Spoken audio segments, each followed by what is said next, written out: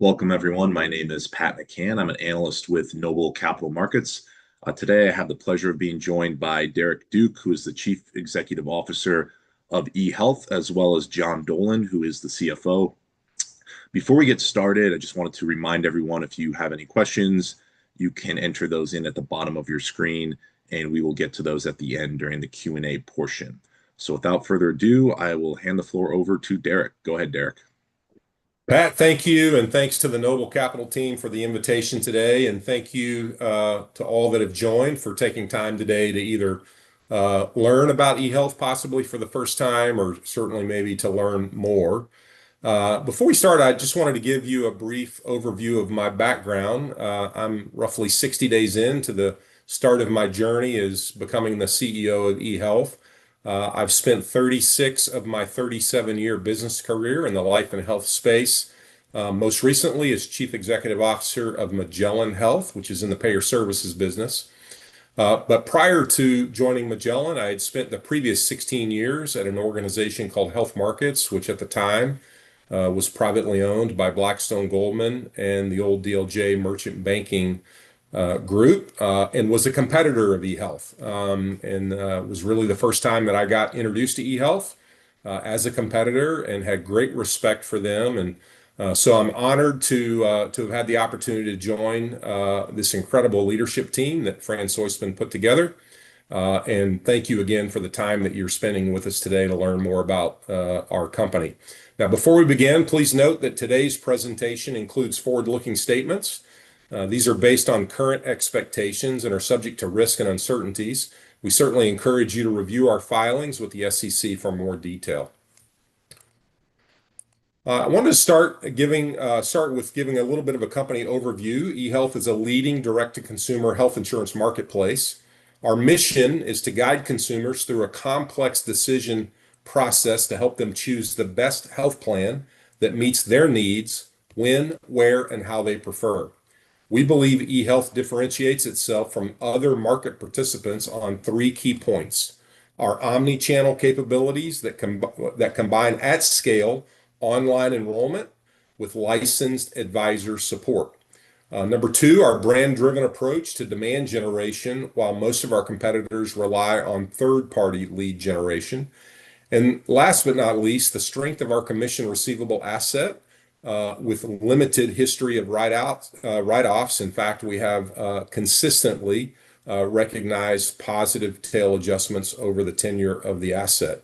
And I'll expand on each of these points in future slides. Now, selecting health insurance is a high-stakes decision. At the same time, it is an incredibly complex market in Medicare, which covers a vulnerable demographic.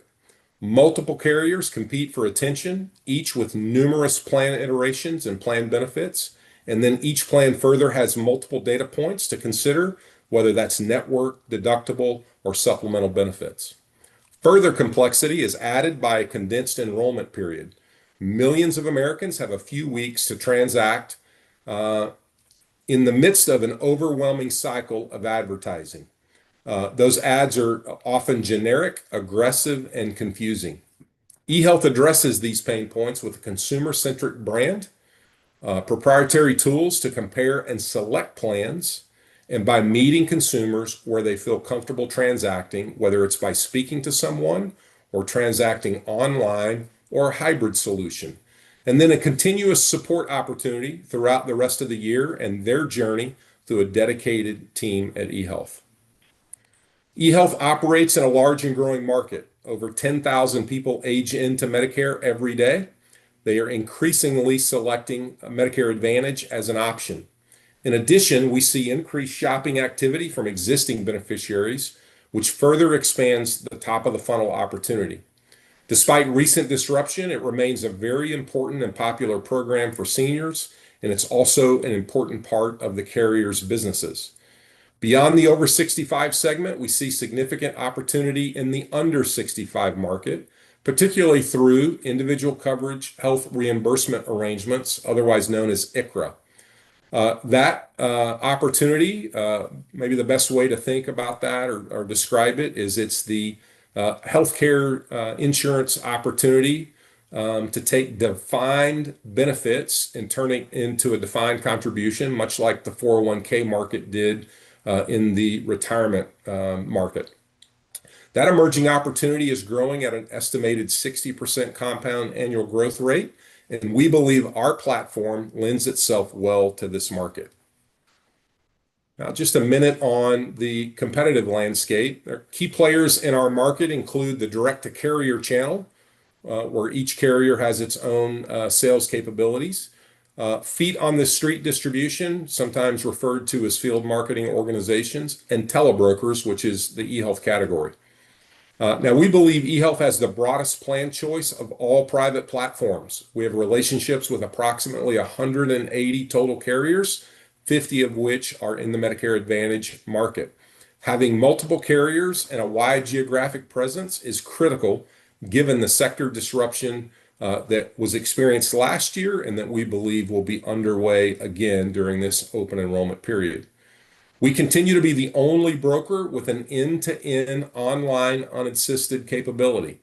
That's important as seniors increasingly expect and demand comparison shopping and online access. Large national carriers offer online unassisted capabilities, but in a single carrier environment. There's no comparison shopping available to the consumer. And even carriers don't have our advanced hybrid solutions. Historically, carriers have enjoyed brand recognition in this space. However, we believe that with disruption, consumer loyalty is starting to shift from carriers to brokers. One constant relationship amongst plan changes. Brand will play an increasingly important role in the distribution market, and we believe that we have a strong advantage here. Our branded marketing is an important element of the overall strategy and a key differentiator. Launched in 2023 and is quickly gaining traction. If you haven't seen our Medicare Matchmaker ads, I encourage you to do so. In the fourth quarter of 2024, 80% of Medicare applications came through eHealth branded channels, whether that was TV, paid search, or direct mail. Prior to 2023, the company relied on predominantly third-party sources. Why is that important? Branded channels deliver higher profitability through better conversion and stronger retention. And in fact, given the disruption in the market last year and what we expect this year, we strongly believe that we have yet to realize the full impact on retention that will be related to the branded marketing investment that the company has made. Customers know who they're working with and they trust us, resulting in stickier enrollments. In fact, brand is one of the key drivers behind our recent margin expansion. Ahead of this year's open enrollment, we are cascading our brand down to our online platform. Match Finder will complement Medicare Matchmaker, bringing together brand and technology. Our omni-channel platform is designed to meet consumers' diverse needs. A wide range of preferences and tech proficiency exist in the consumer market. I would especially call out features that are unique to eHealth, our co-browsing capabilities, our live chat with licensed advisors, our one-way video calls where agents can give live advice and protect the privacy of the consumer, and then our hybrid approach that has text links capabilities to apply. In addition to providing superior consumer experience, digital capabilities also allow for greater scalability during peak times when industry wait times can be over an hour. This also removes the agent component of the acquisition cost related to online unassisted enrollments. We continue to invest in technology. Our AI-powered voice agent launched in April of 25 is ready for deployment this open enrollment. We've gotten great feedback from our consumers during the pilot, and it enhances the customer experience as well as expanding telesales capability during peak periods and all the while reducing costs. Now, I'll spend a moment on our financial summary. We've made tremendous progress on profitability over the past 3 years, including $111 million in cumulative EBITDA improvement and $99 million of improvement in operating GAAP net income, both achieved while continuing to grow our revenue. Our 2025 guidance reflects a tough comp versus last year's open enrollment, which had unprecedented disruption that drove consumer activity in our sector. That disruption allowed us to pull forward some of the growth that we previously earmarked for future years. Current guidance ranges call for approximately 3% revenue growth at the midpoint and flattish profitability year over year. Now, we thought last year was unique, but we're just days away from this year's open enrollment, and it's shaping up to be another unprecedented enrollment period. And we think we are very well prepared. Having a diverse portfolio will be more critical than ever, given that carriers are doing more cuts and market exits. We'll be opportunistic and we'll lean into demand if there is an opportunity to accelerate growth, but we will not chase enrollments below our LTV to CAC targets. Our 3-year targets provided last year call for revenue compound annual growth of roughly 8 to 10% and 8 to 10% EBITDA margin, excuse me, by 2026. We're currently ahead of this goal with margins of roughly 14% last year. That translates into a 50 to 60% EBITDA compound annual growth rate. Our top line expansion and margin improvement are driven by scaling Medicare Advantage, diversifying our product offerings, and leveraging our fixed costs and expanding enrollment margins through further brand adoption and tech impact. We're currently on track to deliver these goals. We expect to update our targets and extend the forecast in the next few months following open enrollment completion. Now, just a second on our receivable asset. This is a very important slide as it shows a significant discount at which we are trading to the contract receivable. The contract receivable represents receivables from the top insurers in the country. If anything, book value understates the true cash flow potential of the asset as we continue to generate cash above and beyond original expectations. Again, we've experienced over $250 million of positive tail adjustments that we've booked since the adoption of ASC 606. And with that, I'll turn it back over to Pat. Thank you, Derek. So we'll get right into questions. First one is a kind of an open-ended question. There has been a well-publicized market disruption in the Medicare Advantage space. How do you think about the future of that program and the role of Medicare Advantage distribution? Yeah, that's a great question, Pat. Our perspective is that Medicare Advantage remains a very important program for seniors. Those products have great benefits. They have care coordination. And we believe the data shows and suggests better outcomes compared to traditional Medicare. I think it's important to know that since the inception of Medicare Advantage, that penetration into that product type has grown to over 50% now. And while the recent year and the expectation of this year's disruption may cause that penetration to drop just a little bit, we don't expect much, but maybe a little. It is important to note that CMS itself still expects penetration to grow to approximately 60% by 2030. And that's in the face of continued high number of Medicare eligible age-ins on a daily basis. So we think the full sort of addressable market, if you will grow to roughly 80 million members by 2030. Our opportunity continues to grow because of the increased disruption in the space, where carriers are making their own decisions around underwriting choices that they need to make. And that's why a carrier agnostic advisor like eHealth plays a very critical role. The top of that funnel is going to continue to increase, but at the same time, we also expect meaningful reduction in broker capacity as competitors exit and downsize, which again will create significant opportunity for eHealth to gain market share. And then lastly, Pat, we would say that regulatory headwinds are easing in this market under this current administration. We would note that 26 Medicare Advantage rates are favorable, which has a positive flow through to broker commission around fair market value of the products that we sell. Excellent. And then, something else that you talked about a little bit was the upcoming AEP and how that is looking like it also may be a bit of a unique period once again.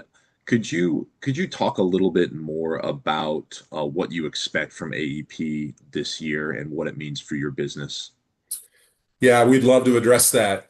So certainly, everyone now knows that last year's open enrollment or AEP was very disruptive, with many carriers changing plans, some leaving markets, and some terminating products.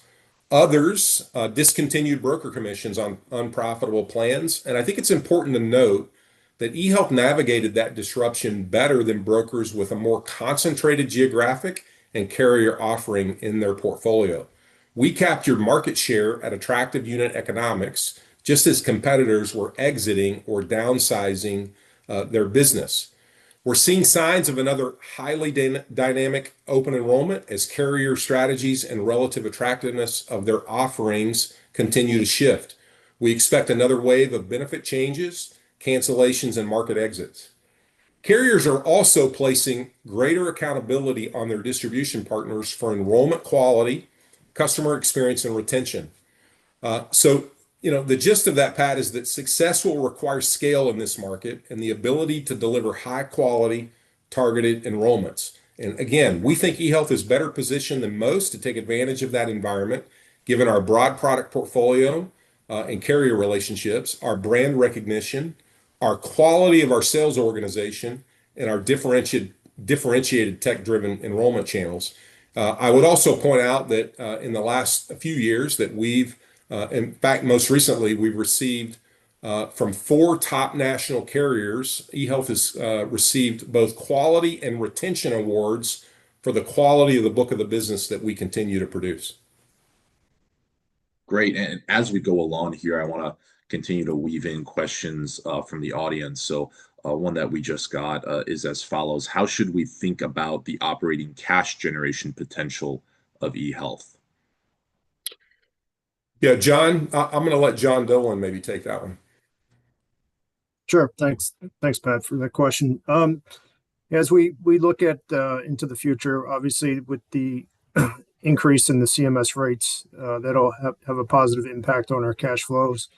We continue to look at our spend and our fixed costs and make sure we have that right balance between growing revenue and generating positive cash flows.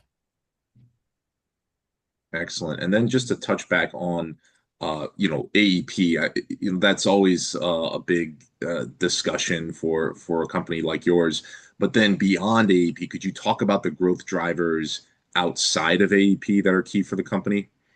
Yeah, I would love to do that. I do want to make maybe a follow-up point to John's comments on cash generation. Again, I would point back to a comment I made in the deck presentation around the investment that eHealth is making in our brand, in terms of the way that we're creating brand recognition, creating demand.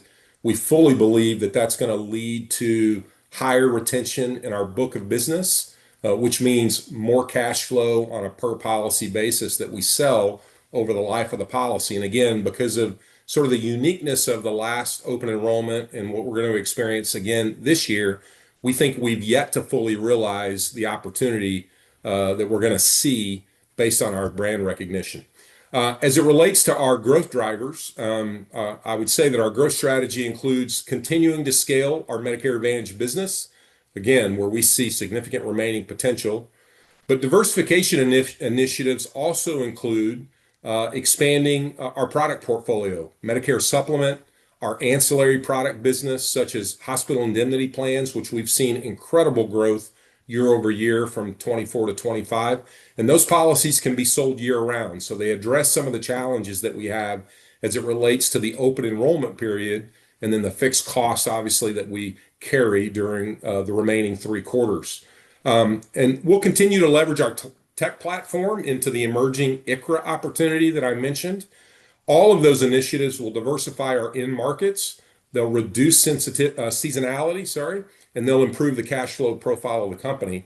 And then I would just say longer term, we'll continue to look for opportunities and examine places in healthcare services and products that our installed membership base already purchases today, where we'll take advantage long term of the trusted relationship that we're creating that's being driven by our brand investment.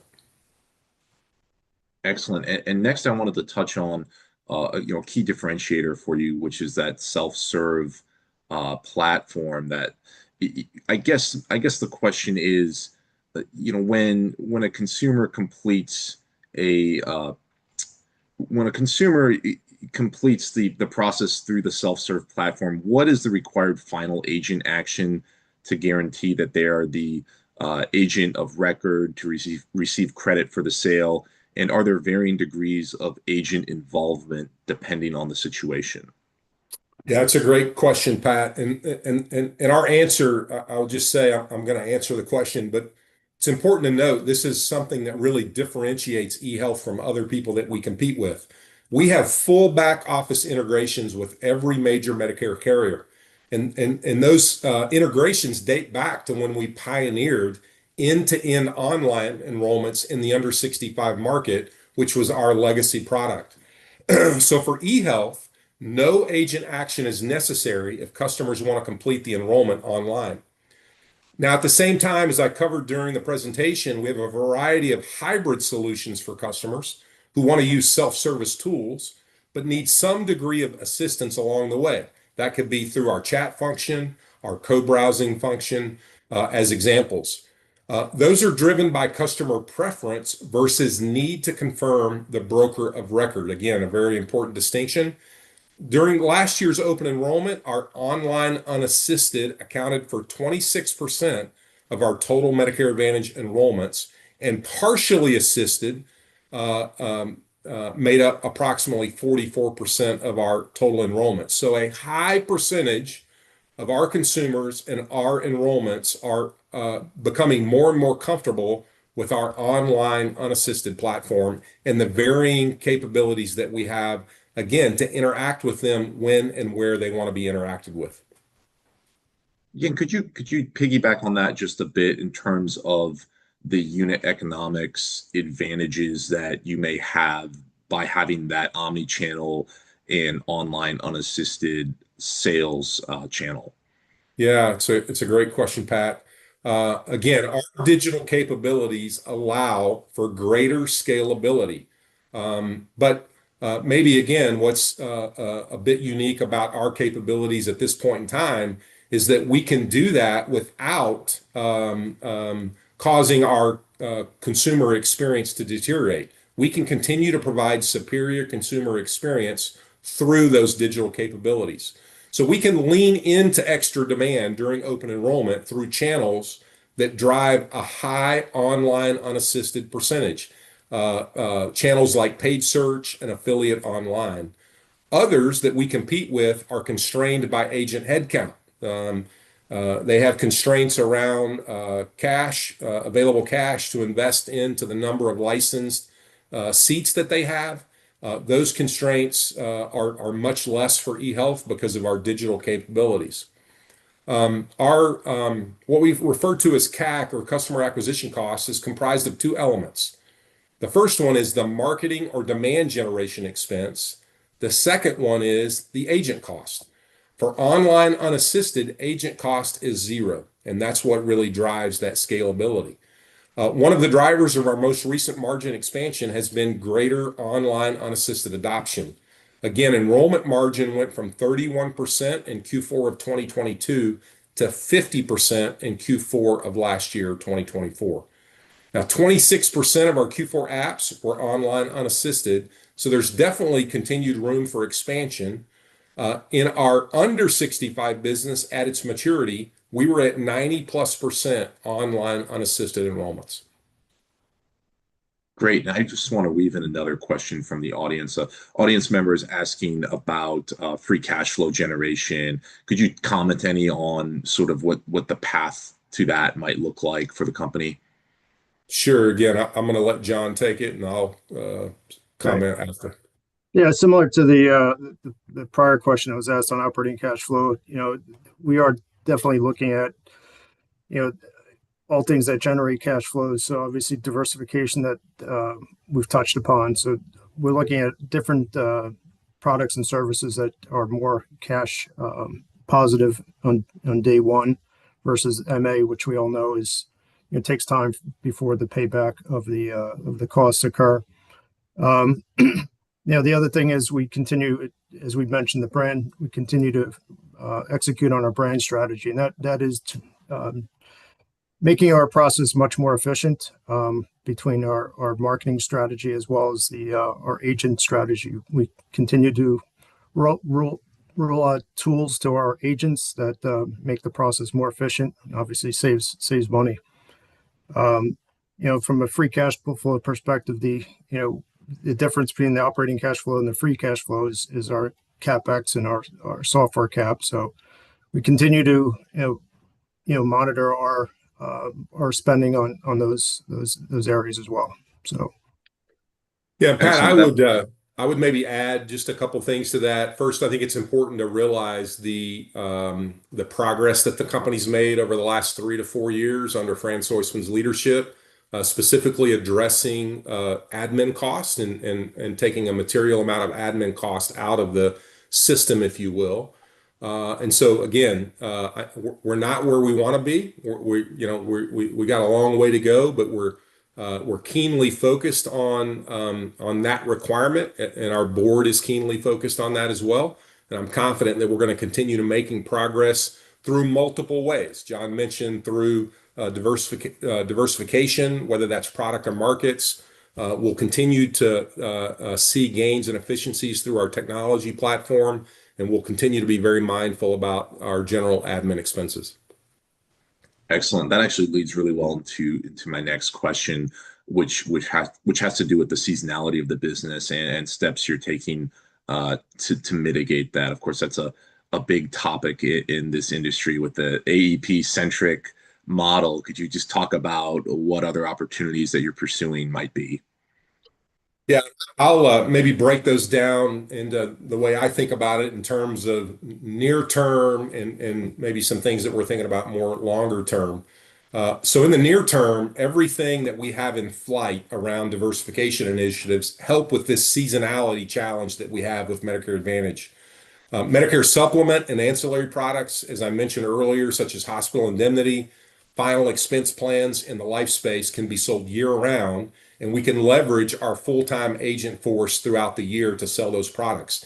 And again, significant progress specifically in the hospital indemnity plan year over year in terms of the number of sales and the penetration that we're realizing. Our newer market that I referenced, the ICHRA, also has enrollment periods that don't fully overlap with AEP. And as that scales, it'll help us absorb some of the fixed costs during the slow MA quarters. But it's important to note it does not utilize the same agent force as the Medicare Advantage business. And then finally, we've implemented a more flexible structure in our telesales organization. Again, this is important, that combines full-time licensed agents along with seasonal licensed benefit advisors. What we've seen and what we continue to develop is there's a portion of our sales force that they don't want to work year-round. They want to work during open enrollment. It benefits them. It benefits us from a cost structure perspective, and it allows us to adjust that capacity more efficiently to the seasonal pattern of the Medicare business. And then, Pat, longer term, as I mentioned, we're focused on identifying and expanding into, again, healthcare services or products that, quite frankly, our membership, our consumers buy today. And as we create that trusted advisor relationship through that brand investment, we believe it's going to unlock the potential and opportunity for us to interact